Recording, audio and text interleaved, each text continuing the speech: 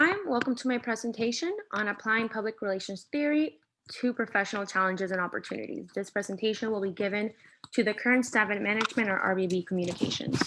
On the agenda today are ethics and values, international and global PR, gender and race, leadership and engagement, transparency and authenticity, activism, postmodernism, as well as my closing statement. In the last slide, you will see the references.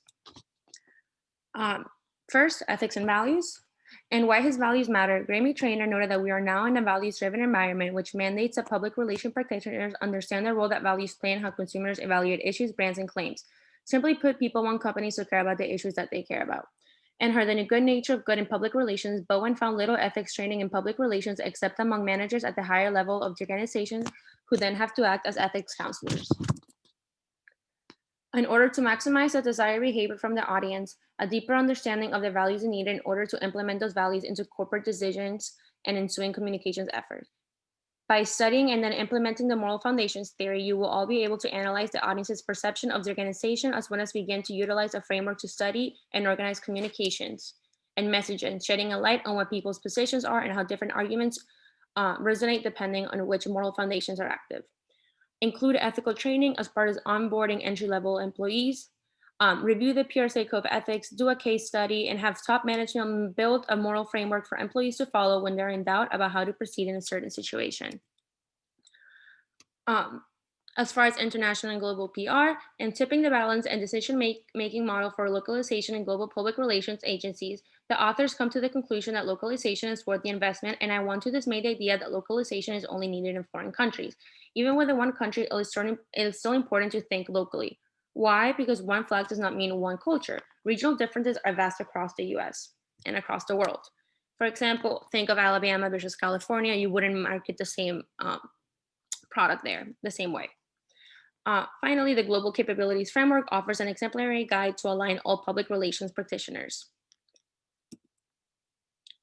For actionable recommendations, perform a thorough environmental scan on the different regional audiences you are trying to reach. Are they more conservative? Are they more liberal? Are they mostly professionals? Are they mostly families? If a product is being released and marketed across the US, though it may be not different countries, it is still crucial to localize communications. Doing a proper environmental scanning of how audiences vary based on location will do the job. Secondly, effectively apply the GCP to your organization to successfully set realistic expectations for employers and properly measure a practitioner's capability. Gender and race. Although affirmative action created structural opportunities for African Americans, it was less affecting in altering the everyday practices that reinforce traditional racial hierarchy. As a result, leadership has become inextricably bound up with the dominant social and cultural norms of society, according to Nolan's The White Leader Prototype, causing the concept of leadership itself to become a barrier affecting the ascension of racial minorities. In her Renewing the Commitments of Feminist Public Relations Theory from Belt Ghetto to Social Justice, Golombisky argues that instead of focusing on biological sex, we should shift our focus to the intersectionality nature of gender. More specifically, she writes that intersectionality is the interlocking effects of identities like race, class, gender, and sexuality. It is vital to attend to intersectionality because individuals have both privilege and oppressions coexisting in different parts of their identity. Understanding and embracing these nuances will advance public relations not just internally as an industry, but also externally when addressing publics. PR firms should invest in racial sensitivity and awareness training for all workers. It is ignorance that is fueling the white leader prototype, and the more that communication professionals on all levels become aware of the injustices still experienced by their BIPOC colleagues, the more that we can begin to fight it from the inside out. Leadership needs to take an active effort in recruiting top candidates, regardless of race, and check their inner biases during the hiring process. In that same vein, PR firms should also invest in gender sensitivity and awareness for all workers to update their notion of gender. It is important that as communication professionals that we find other and better ways to try and understand our audiences beyond their anatomy. In her article, Putting Engagement in its Proper Place, Donish points out that engagement has been a buzzword in public relations practice and theory for over a decade, but there is clarity lacking around the term. In her proposed model, the public's role starts as passive and become more active as they move up the behavioral ladder. And organizational role starts as controlling and become more collaborative as they move up the ladder as well. The key to her model is the mutual interest that connects the organization to the audience. In Walking the Talk, the authors conducted a case study based on 25 startups in China. They conducted leadership is an important organizational contextual factor that contributes to excellence in public relations. Internally, CEOs and executives set the company vision, direction, define the DNA of the organization, and shape the organization's culture, character, and internal and external communications. Slide.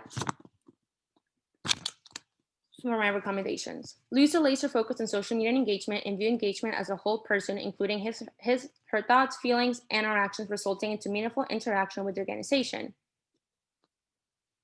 The individuals could seek information from direct or mediated sources, as well as active and connected influencers, and could be persuaded in multiple directions concerning an issue, company, or an organization. And so, communications campaigns should aim to consider multiple dimensions of engagement. For the leaders in the audience, this one's for you. Attend leadership workshops to fine-tune skills, as well as freshen up on what being a communication leader means today. In the article, the author finds that successful startup CEOs prefer face-to-face communication, as well as direct messaging apps such as Slack to incorporate into your leadership style. Transparency is at the core of an organization's sustained success. In her research titled Trust Me, Trust Me Not, Unger found that during lapses of organizational ethics or crisis in leadership, transparency is a vital component in restoring trust and lowering reputational risk and injury. For an organization to be viewed as authentic, their actions need to match their communications. In their Mexican case study, Molleda and Jain determined that organizations need to express their values to publics and then actively live out those values, sharing their identity and heritage consistently in communications in order to appear authentic. Here you can see that there's company advantages, stakeholders advantages, and even citizens and societal advantages to corporate transparency. Be transparent now. Do not wait until something bad happens to let audiences look behind the curtain. Earn their trust now, so if something does happen, they will feel like they know the organization and its values well enough to see it through the crisis. Be proactively transparent. Because authenticity is a construct and requires an organization's identity and reputation to reflect authentic practices, I recommend that local task forces be sent out to study the natural environment of the audience, the feelings they're trying to recreate and elicit from their audience, as well as the local culture and people. Use this information and feedback as the core of the organization's actions and communications. Activism and postmodernism. In Chelsea's Woods, We Really Have to Hit 'Em Where It Hurts, the author notes that the traditional outlook on activists has been as barriers to overcome. However, she believes PR professionals have a lot to learn from the activists and their corporate pressure process model. By understanding their thinking and tactics, PR professionals are better equipped to respond to them. In their study of Ben and Jerry's and their public support of BLM, Sisek and Lowen applied the critical discourse analysis. In their analysis, they found that social media does not necessarily provide the best place for constructive conversations. When they looked at the comments, they were either about the BLM, they were either supportive or unsupportive of the public sentiment, and there was not too much constructive dialogue as much as commenters did not engage with each other.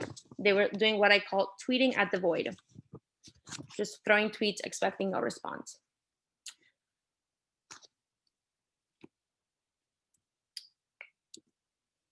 Apply the corporate pressure models to your organization and see where the organization is most vulnerable. Based on the findings, bolster these areas so that they are not as vulnerable when an activist comes around and applies the CPMM to the organization to use for their own objectives. If the goal of your organization is to harness constructive conversation around a topic within your audience, and social media might be the platform, but not if it is a free-for-all. The discussion needs to be mediated and guided by the organization to assure that it is not just a bunch of tweets and comments sent to the void. As we finish our talk today, I want you to walk away with the following points. It is important to recognize the new role that values play in customer thinking, as well as provide entry-level ethics training. In our ever-globalized world, it is important to see the value in regional and local differences. Ignoring them can be costly. Inclusion goes beyond numbers and data. Definitive action must be taken in order to transform the workplace into a place that welcomes and encourages everyone regardless of race and gender. Becoming educated of the history of race and gender in our field is the first step. We are never done learning. Lose the notion that all engagement is tied to a KPI.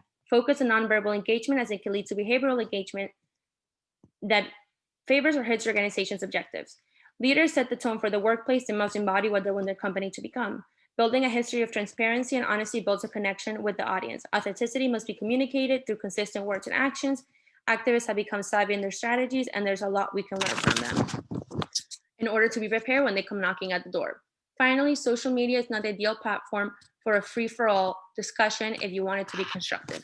Thank you. Have a good day. Here are my references.